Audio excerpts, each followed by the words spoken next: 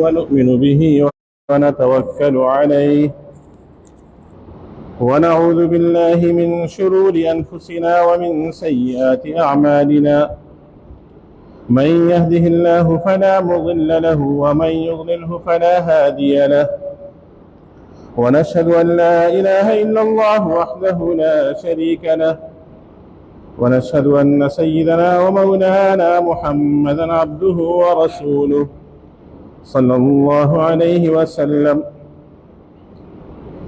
أما بعد فأعوذ بالله من الشيطان الرجيم بسم الله الرحمن الرحيم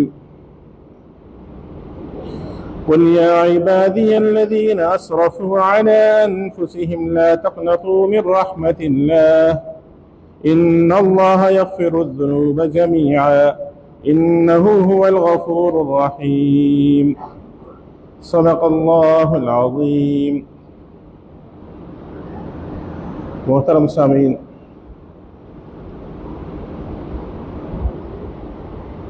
अल्लाह रब्बुल इज़्ज़त की ज़ात अपने बंदों के साथ इंतहाई मेहरबान है। अपने बंदों की इंतहाई खैरख्वाह है। अपने बंदों से बहुत ज़्यादा मोहब्बत रखने वाली ज़ात है।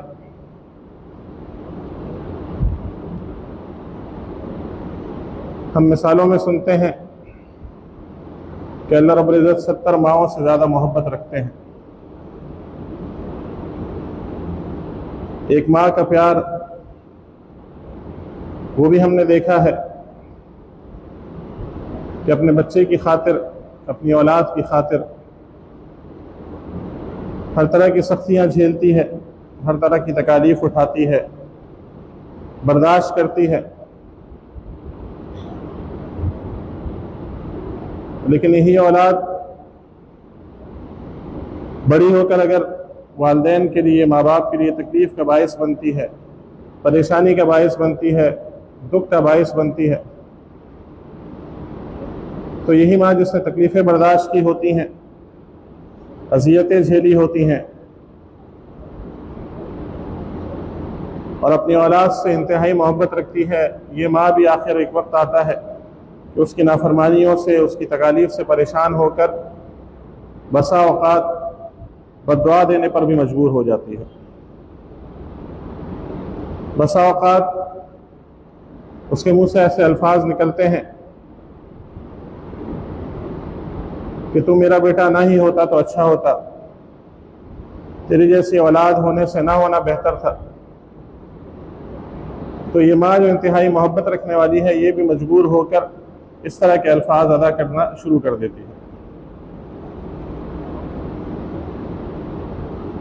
लेकिन कभी हमने ये नहीं देखा, न कभी सुना कि अल्लाह रब्बुल इज़्ज़त अपने बंदे की नाफरमानी की वजह से, उसके गुनाहों में मुर्तकिब हो जाने की वजह से, उसकी नाफरमानियों की वजह से अल्लाह रब्बुल इज़्ज़त ने कभी अपने बंदे को अपने से दूर किया। मुसलमान तो मुसलमान अल्लाह रब्बुल इज़्ज़त की ज़ात अपने उन बंदों का भी इंतज़ार करती है जो मुसलमान नहीं है,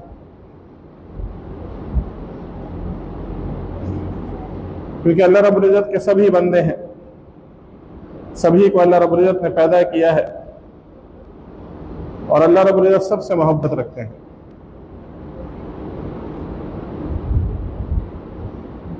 मूसा अलैहिस्सलाम पर कारून ने जिना का इल्ज़ाम लगाया, उस जिना की तोहमत लगाई। मूसा अलैहिस्सलाम ने कारून के लिए बद्दुआ की, वो ज़मीन में गर्क होने लगा तो मूसा अलैहिस्सलाम को पुकारने लगा, माफ़िया मांगने लगा, रोना धोना शुरू कर दिया, रोता रहा, चीखता रहा और ज़मीन में धंसता रहा, यहाँ तक कि मुकम्मल तौर से ज़मीन के अंदर धंस गया। मूसा अलैहिस्सलाम ने उसको माफ़ नहीं किया।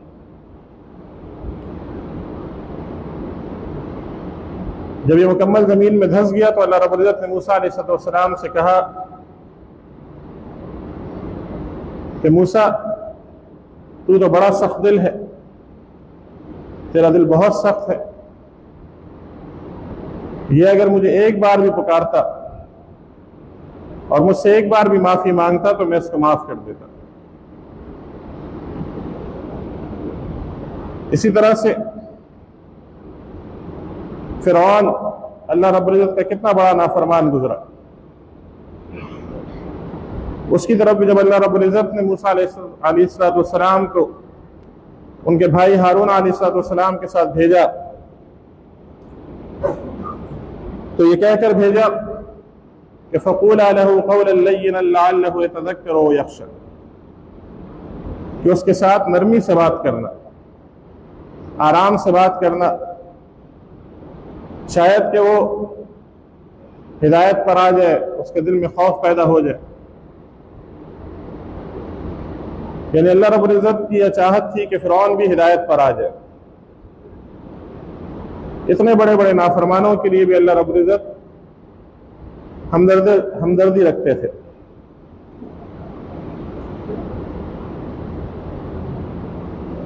बसा औकात हम देखते हैं कि औलाद नाफरमान होती है तो बाप की तरफ से हुक्मनामा जारी हो जाता है कि घर से निकल जा, तेरा हमसे कोई ताल्लुक नहीं है।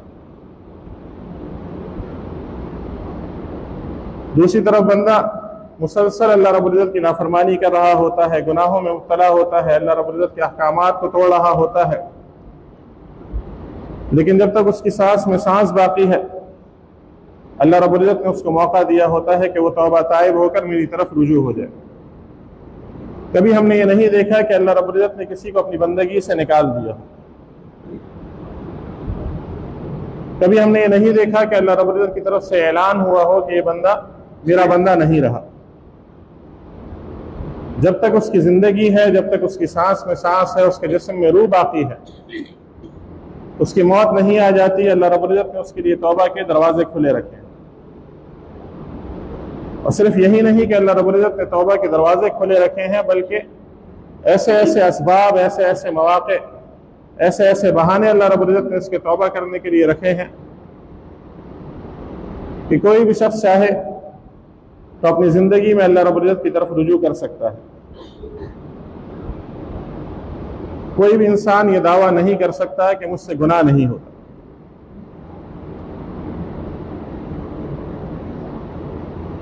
आप सल्लल्लाहु अलैहि वसल्लम ने फरमाया कि अगर कोई शख्स घर से वुज़ू करके नमाज की अदायगी के लिए मस्जिद की तरफ रवाना होता है तो हर कदम पर अल्लाह रब्बुल इज़्ज़त उसका एक गुनाह माफ़ फरमाते हैं। राह चलते हुए इसको अगर किसी पत्थर से ठोकर लगती है तो अल्लाह रब्बुल इज़्ज़त इसका एक गुनाह माफ़ फरमा देते हैं। इसको कोई कांटा चुभता है तो अल्लाह रब्बुल इज़्ज़त इसको एक गुनाह माफ़ फरमा देते हैं। ये वुज़ू करने बैठता है, अल्लाह रब्बुल इज़्ज़त के नाम से बिस्मिल्लाह पढ़कर वुज़ू शुरू करता है, तमाम आज़ाद होता है। आखिरी वुज़ू पैर धोने के बाद जैसे ही इसके वुज़ू का आखिरी कतरा ज़मीन पर गिरता है, इसके कतरे के ज़मीन पर गिरने से पहले अल्लाह रब्बुल इज़्ज़त इसके गुनाह माफ़ फरमा देते हैं। वुज़ू के बाद यह आसमान की तरफ मुंह उठाकर अशहदु अन ला इलाहा इल्लल्लाह वहदहु ला शरीक लहु व अशहदु अन्न मुहम्मदन अब्दुहु व रसूलुहु पढ़ता है, अल्लाह रब्बुल इज़्ज़त इसके गुनाह माफ़ फरमा देते हैं। हर फर्ज नमाज के बाद एक दफ़ा आयतुल कुर्सी पढ़ता है, अल्लाह रब्बुल इज़्ज़त इसके गुनाह माफ़ फरमा देते हैं। यानी अल्लाह रब्बुल इज़्ज़त ने इसके हर अमल में इसके लिए माफ़ी रखी है।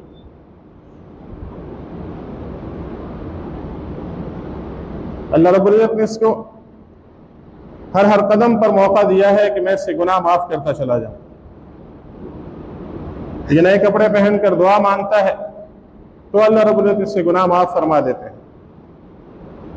यहाँ तक कि अगर इसने कहीं पर कोई चीज़ रखी और इसको याद नहीं रहा और ये दूसरी जगह ढूंढ रहा है,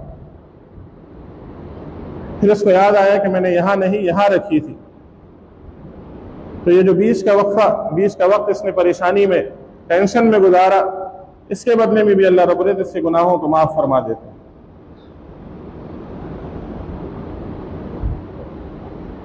ये तो कुछ मिसालें मैंने आपके सामने पेश की। हज़ारों ऐसे मौक़े, हज़ारों ऐसे अमाल, हज़ारों ऐसे काम अल्लाह रब्बुल इज़्ज़त की तरफ से कि अगर कोई शख्स करता चला जाता है तो अल्लाह रब्बुल इज़्ज़त माफ़ करते चले जाते हैं।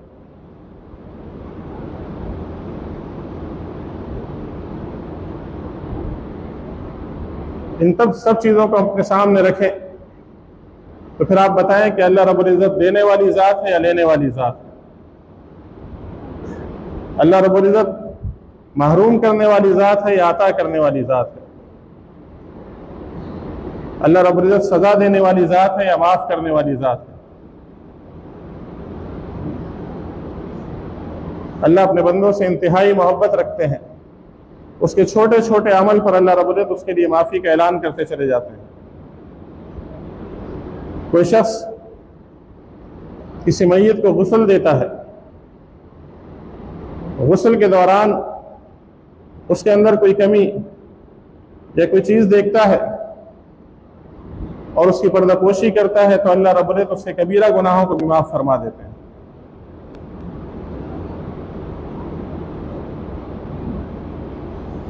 इन्हीं मौक़े में से एक बहुत बड़ा मौका अल्लाह रब्बुल इज़्ज़त हम सबको अता फरमाए, हमें इतनी ज़िंदगी अता करे कि हम उस मौके को हासिल कर लें। 15 शाबान की रात भी है कि हमारे छोटे छोटे अमाल पर तो अल्लाह रब्बुल इज़्ज़त हमारे लिए माफ़ी का ऐलान करते ही चले जाते हैं, लेकिन साल में 4 रातें ऐसी आती हैं कि आप सल्लल्लाहु अलैहि वसल्लम ने फरमाया कि इन रातों में अल्लाह रब्बुल इज़्ज़त की तरफ से बाकायदा ऐलान किया जाता है कि है कोई माफ़ी मांगने वाला कि मैं उसे माफ़ करूं। उनमें से एक ईद उल फितर की रात है, एक ईद उल अज़हा की रात है, एक यौम अरफा यानी 9 ज़िलहज की रात है और एक 15 शाबान की रात है। आम रातों में से हर रात अल्लाह रब्बुल इज़्ज़त की ज़ात आखिरी आसमान पर उतरती है तहज्जुद के वक्त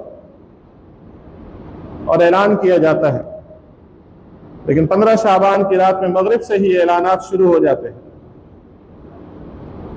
कि है कोई माफ़ी मांगने वाला कि मैं उसे माफ़ करूं, है कोई रिस्क मांगने वाला कि मैं उसको रिस्क अता करूं। हज़रत आयशा रज़ियल्लाहु ताला अन्हा फरमाती हैं कि आप सल्लल्लाहु अलैहि वसल्लम एक रात में मेरी आंख खुली तो मैंने आप सल्लल्लाहु अलैहि वसल्लम को बिस्तर पर नहीं पाया। मैं हाथ से टटोलने लगी तो मेरा हाथ आप सल्लल्लाहु अलैहि वसल्लम के कदम मुबारक से लगा। आप सल्लल्लाहु अलैहि वसल्लम सजदे में थे। बहुत देर तक आप सल्लल्लाहु अलैहि वसल्लम सजदे में रहे,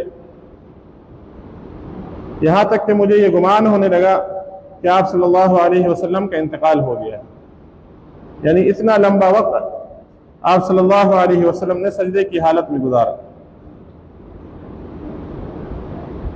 जब सुबह हुई तो हज़रत आयशा रज़ियल्लाहु ताला अन्हा ने आप सल्लल्लाहु अलैहि वसल्लम से पूछा कि रात को खैर तो थी? तो आप सल्लल्लाहु अलैहि वसल्लम ने उनसे कहा कि क्या तुम ये समझ रही थी कि मैं तुम्हारे साथ बेवफाई कर रहा हूं? यानी आज रात तुम्हारे साथ तुम्हारे हुजरे में रात गुजारने की मेरी बारी थी और मैं किसी और के पास चला गया हूं। रात को ऐसी रात थी कि जिसमें अल्लाह रब्बुल इज़्ज़त की तरफ से इज़राईल अलैहिस्सलाम के हवाले की जाती है वो फहरिस्त कि आइंदा 15 शाबान से पहले जिन जिन के लिए मौत का परवाना जारी होगा।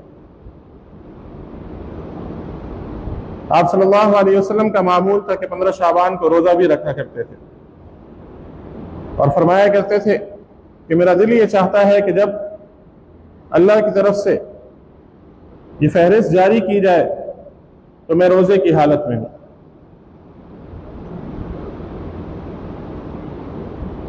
तो आप सल्लल्लाहु अलैहि वसल्लम से इस रात में जागना यानी 15 शाबान की रात में जागना, नवाफिल पढ़ना, लंबे सजदे करना, अल्लाह रब्बुल इज़्ज़त से दुआएं मांगना ये साबित है।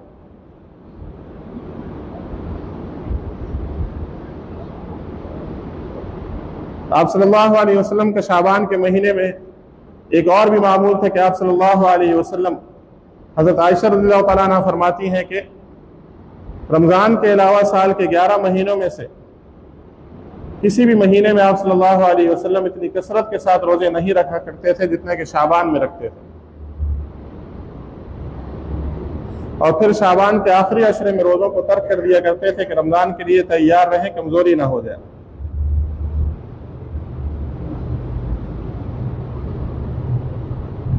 इंशाअल्लाह मंगल और बुध की दरमियानी रात, ये आने वाले मंगल और बुध की दरमियानी रात 15 शाबान की रात है। अल्लाह रब्बुल इज़्ज़त हम सबको नसीब फरमाए कि हम खूब अल्लाह रब्बुल इज़्ज़त से इस रात में माफ़िया मांगे,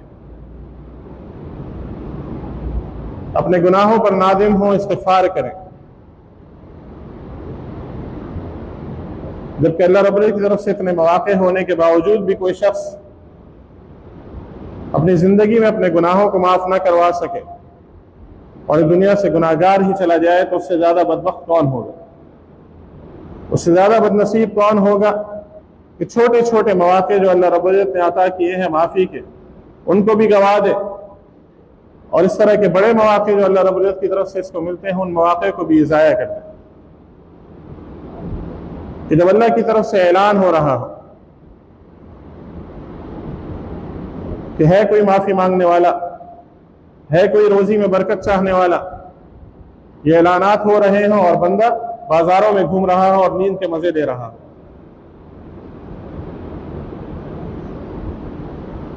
अल्लामा इक़बाल ने फरमाया, हम तो माइल व करम थे मगर साइल ही नहीं था।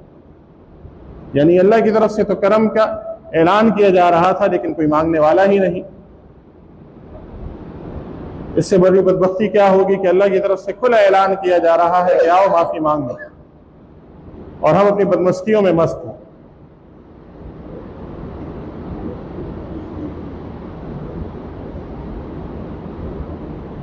इस रात में एक बात खतरनाक भी है, परेशानी का बायस भी है कि एक शख्स सारी रात रो रो कर गुजार दे, सारी रात खड़ा होकर नवाफिल पढ़ता रहे, उसका मुसल्ला उसके आंसुओं से तर हो जाए, लेकिन कुछ बदआमालियां ऐसी हैं जो उसके अंदर मौजूद होंगी इस रात में भी, तो अल्लाह रब्बुल इज़्ज़त ऐसे शख्स की मग़फ़िरत नहीं फरमाएंगे, इस रात भी वो महरूम रहेगा। वो कौन सी बदआमालियां हैं? सबसे पहला, अगर किसी के अंदर शिर्क पाया जाता है, किसी भी तरह से, किसी भी लिहाज से वो अल्लाह रब्बुल इज़्ज़त के साथ किसी को शरीक मानता हो या ठहराता हो या समझता हो, अपने किसी कौल के ज़रिए से, अपने अक़ीदे के ज़रिए से, अपने किसी अमल के ज़रिए से, तो ऐसे मुशरिक शख्स की अल्लाह रब्बुल इज़्ज़त इस रात भी मग़फ़िरत नहीं फरमाएंगे, वो इस रात भी मग़फ़िरत से महरूम रहेगा। दूसरा, वो शख्स जिसके दिल में कीना हो,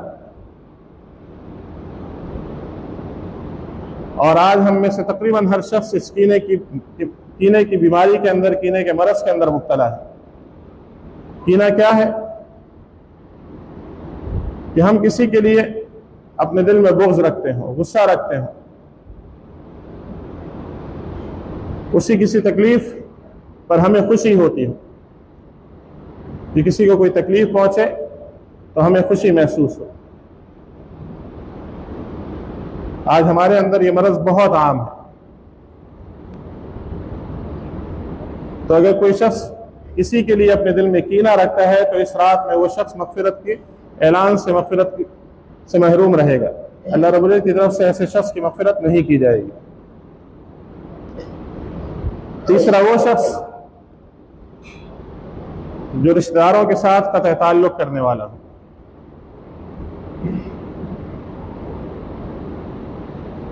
रिश्तेदार किसे कहते हैं?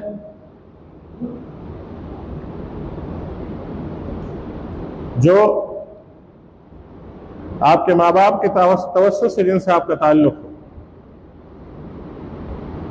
यानी बाप के रिश्तेदार आपके दादा, चचा, ताया, फूफी और उनकी औलादें। इसी तरह से माँ की तरफ से आपके नाना, खाला, मामू और उनके बच्चे, ये आपके रिश्तेदार हैं। इनसे अगर कोई शख्स का ताल्लुक़ करता है, और आजकल हमारा मिजाज क्या है कि अगर किसी के यहाँ कोई शादी चल रही है और उसने कार्ड में हमारा नाम नीचे लिख दिया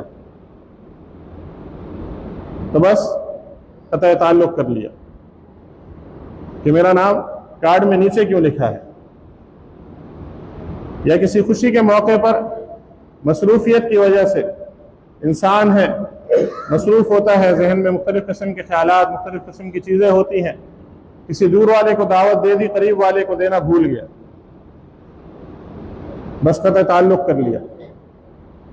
बच्चा पास हो गया, मुबारकबाद के लिए नहीं आए, कतई ताल्लुक़ कर लिया। छोटी छोटी बातों पर ताल्लुकात ख़त्म कर देते हैं। इस कतई ताल्लुक़ करने वाले के अल्लाह रब्बुल इज़्ज़त ऐसी रात में मग़फ़िरत नहीं फरमाएंगे।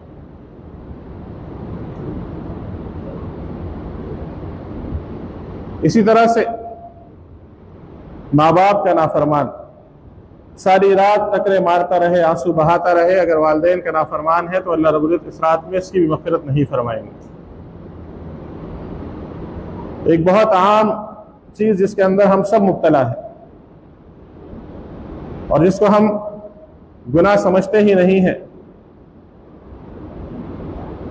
मर्दों के लिए हुक्म यह है कि अपने टखनों को शलवार से ना ढांकें, यानी इसकी शलवार इसके टखनों से मुस्तकिल ऊपर रहे।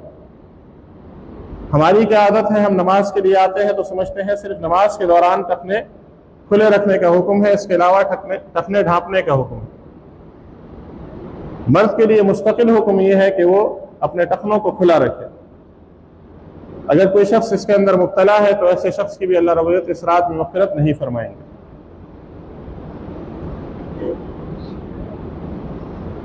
एक आम सी बात है, एक सीधी सी समझने की बात है कि जब अल्लाह का हुक्म है तो आप शलवार छोटी ही बनाएं कि जो आपके टखनों से ऊपर रहे।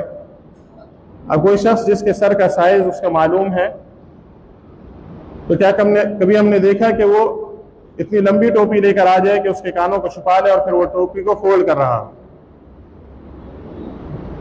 तो जब आप अपने टखने खुले ही रखने हैं तो शलवारें ऐसे ही बनाएं कि जिनको फोल्ड ना करना पड़े। और इसमें हम में से हर शख्स मुब्तला है कि सिर्फ नमाज के लिए हम अपने टखने खोल लेते हैं, जबकि मामला यहाँ पर उल्टा हो चुका है कि औरतों के टखने खुले हुए हैं और मर्दों के छुपे हुए हैं। तो अगर कोई शख्स इस बीमारी के अंदर मुब्तला है तो ऐसे शख्स की भी इस रात में मग़फ़िरत नहीं होगी।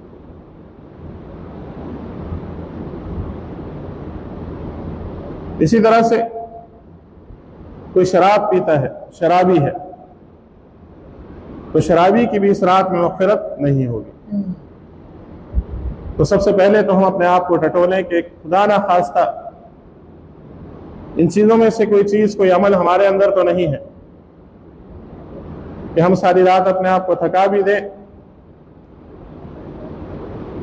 उसके बावजूद अल्लाह रब्बुल इज़्ज़त की तरफ से माफ़ी से हम महरूम रहें।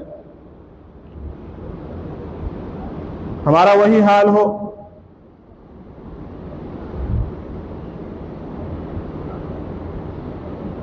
कि जैसे हिंदू गंगा जमुना के किनारे खड़े होकर एक टांग पर रियाजत करते रहते हैं, अपने आप को थका देते हैं और ये समझते हैं कि हमारे लिए माफ़ी का ऐलान हो जाएगा, तो उनके लिए माफ़ी का ऐलान नहीं है। तो कहीं ऐसा ना हो कि हम भी अपने आप को सारी रात थका दें और इन गुनाहों में से कोई गुनाह जिसके अंदर हम मुब्तला हों उसकी वजह से हमारी मग़फ़िरत ना हो सके। अगर खुदा ना खास्ता हम अपने आप को किसी चीज़ के अंदर मुब्तला पाएँ तो इसी वक्त इसी मजलिस में अल्लाह रब्बुल इज़्ज़त से तौबा करें। ख़ास तौर से कीना के हवाले से कि अगर हम में से किसी शख्स के दिल में किसी के लिए कीना मौजूद है तो वह भी और इसी वक्त अपने दिल से उस शख्स के लिए कीना निकाल दे। और उसका तरीक़ा क्या है कि उसका नाम लेकर अल्लाह रब्बुल इज़्ज़त से उसके लिए इसी मजलिस में दुआ करें और इस मजलिस से जुमे से फारिग होने के फ़ौरन बाद कोई अच्छा सा तगड़ा सा हदिया लेकर खुद उसके घर चला जाए ज़रूरी नहीं है कि आप उससे दोहराएं कि मेरे दिल में कीना था आपके लिए। आप चले जाएं, आपने उसके लिए दुआ भी कर ली, उसके लिए कोई तोहफा लेकर, कोई हदिया लेकर चले जाएं, अल्लाह रब्बुल इज़्ज़त आपके इस गुनाह को माफ़ फरमा देंगे।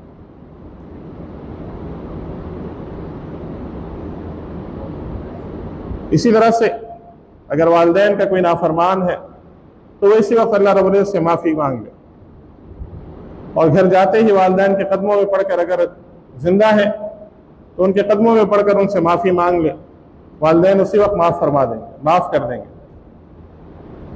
और अगर दुनिया से जा चुके हैं तो अल्लाह रब्बुल इज़्ज़त से माफ़ी मांगे और उनके लिए खूब मग़फ़िरत की दुआएं करें, उनके इसाले सवाब के लिए अच्छे अमाल करें। इंशाअल्लाह अल्लाह रब्बुल इज़्ज़त की ज़ात से उम्मीद है कि अल्लाह रब्बुल इज़्ज़त माफ़ फरमा देंगे।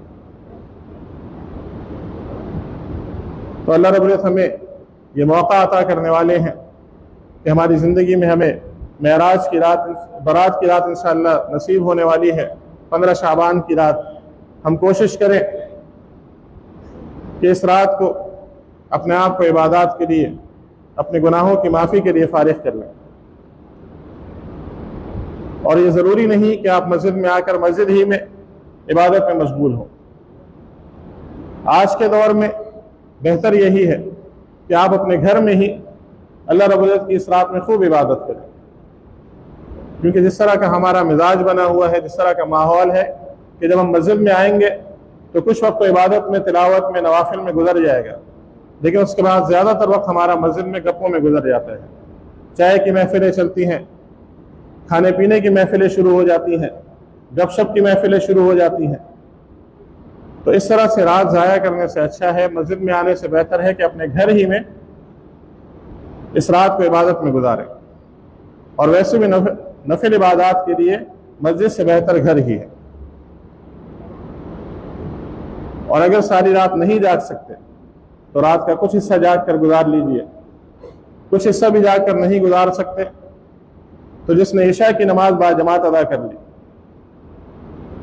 इस्तिग़फ़ार का एहतमाम कर लिया और घर जाकर सो गया और फिर फजर की नमाज बाजमात अदा कर ली, तो इसकी भी ये सारी रात इबादत में शुमार होगी। लेकिन इसको आसान समझ के ये ना सोचिएगा कि बस इसी तरह कर लेंगे और सारी रात सोते रहेंगे। कोशिश पूरी ये हो कि रात का ज्यादा हिस्सा हमारा इबादत में गुजर जाए।